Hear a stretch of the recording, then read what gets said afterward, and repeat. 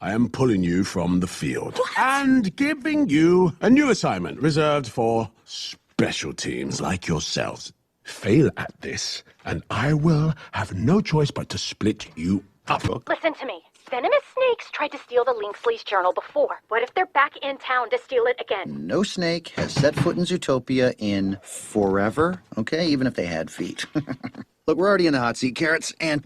Hello အားလုံးပဲမင်္ဂလာပါဒီနေ့ရှင်းပြပေးမယ်သုံးလေးရတော့ in the hot seat ပဲဖြစ်ပါတယ်ကျွန်တော်တို့ကပူနေတဲ့ထိုင်ကုန်ပေါ်မှာထိုင်နေဆိုရင်ဘယ်လိုလုပ်ပြီးတော့အေးအေးလူလူနဲ့တက်တောင့်တက်တာထိုင်လို့ရတော့မှာလဲဖင်ကြွားကြွားနဲ့ထိုင်ရမလို့ထားရမလို့ဖြစ်နေတော့မှာပေါ့ဒီအသုံးလေးရဲ့အဓိပ္ပာယ်ကလည်းဒီလိုပုံစံမျိုးပဲပြောတာပါပဲခက်ခဲတဲ့ဆုံးဖြတ်ချက်တွေချဖို့ရှိနေတဲ့အခါမျိုးရေးကြီးတဲ့တာဝန်တွေယူရတဲ့အခါမျိုးဖိအားများတဲ့အခြေအနေမျိုးကိုပြောတဲ့ချိန်မှာသုံးပါတယ်လွယ်တကူပြောရရင်တော့ဂျင်းနဲ့ကြက်တဲ့အခြေအနေမျိုးရောက်နေတယ်ဆိုပြီးတော့ပြောတာပါ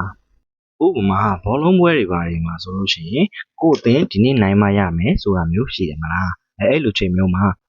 Our team needs to win this match. I think we are in the hot seat.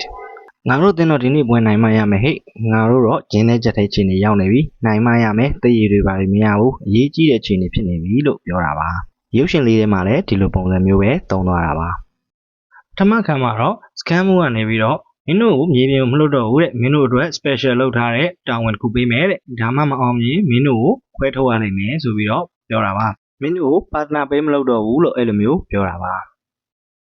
ဒုတိယခါမှာတော့ scan မှုကပြောထားတာတော့မရဘဲနဲ့ရုံမာလေးကအမှုကိုဆက်ပြီးတော့လိုက်ချင်နေတာပေါ့မွေတွေရတဲ့ Linksley journal ကိုတဲ့ခိုးဖို့စူးစမ်းဘူးတဲ့မြို့ထဲကိုဝင်ပြီးထပ်လာခိုးခဲ့ရင်ဘယ်လိုလုပ်ကြမလဲတဲ့အဲ့မှာမြေခွေးကနေပြီးတော့ပြန်ပြောလိုက်တယ်ဘယ်မွေးမှဇူတိုပီးယာတဲ့ကိုခြေမချတာကြာပါပြီသူတို့မှ6ရောက်ရှင်ရင်တောင်မှပေါ့တဲ့ပြီးတော့လဲ we are already in the hot seat ဆိုပြီးတော့ပြောသွားတာပါငါတို့ကိုစကန်မှုကစောင့်ကြည့်နေတာတခုခုအမှားလုပ်လို့ကတော့ငါတို့ကိုခွဲပစ်မှာပါဒနာပေးလို့တော့မှာမဟုတ်ဘူးငါတို့ဂျင်းနဲ့ကြက်တဲ့ချင်းတွေရောက်နေပြီလို့ပြောတာပါရှင်လီကိုတစ်ခေါက်လောက်ပြန်ကြည့်လိုက်ပါဦး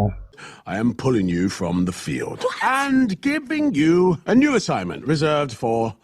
special teams like yourselves. Fail at this, and I will have no choice but to split you up. Listen to me. Venomous snakes tried to steal the Linksley's journal before. What if they're back in town to steal it again? No snake has set foot in Zootopia in forever, okay? Even if they had feet.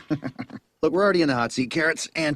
နဲ့ချက်တွေရောက်တယ်ဆိုတာကလည်းအမျိုးမျိုးဖြစ်နိုင်ပါတယ်ဒီဗီဒီယိုတွေရလို့ကိုယ့်ရဲ့လှုပ်ဆောင်ချက်တွေကအရေးကြီးနေတာမျိုးဆိုတာမျိုးကလည်းတစ်ခုပေါ့ဥပမာတစ်မျိုးကတော့ကိုကယာဒူးကြီးကြီးနေရာမျိုးယူထားပြီးတော့အရေးကြီးကြီးဆုံးဖြတ်ချက်တွေချရတယ်ဆိုတဲ့ခြေအနေမျိုးပါအဲ့လိုခြေအနေမျိုးမှလည်းသုံးလို့ရပါတယ်ဥပမာ Our manager is in the hot seat ငါတို့ manager ကတော့ဂျင်းနဲ့ချက်တွေရောက်နေပြီဘာဆုံးဖြတ်ရမလဲမသိဖြစ်နေပြီဆိုတဲ့ပုံစံမျိုးဖြစ်သွားပါတယ်နောက်ထပ်သုံးလို့ရမယ့်ခြေအနေလေးတစ်ခုကတော့တယောက်ယောက်ကကိုကမဖြေခြင်းတဲ့မေးခွန်းလေးမေးလာတဲ့အခါမျိုးမှာလည်းသုံးနိုင်ပါတယ်ဥပမာလေးကိုကြည့်လိုက်ပါဦး The reporter put him in the hot seat and he couldn't respond သတင်းတောက်ကသူ့ကိုဂျင်းနဲ့ကြက်ထဲရောက်တဲ့မေးခွန်းလေးမေးလိုက်တာသူပြန်တော့မဖြေနိုင်တော့ဘူးဖြစ်သွားတယ်ဆိုပြီးတော့ပြောတာပါဒီနေ့တော့ဒီလောက်ပါပဲကျေးဇူးတင်ပါတယ်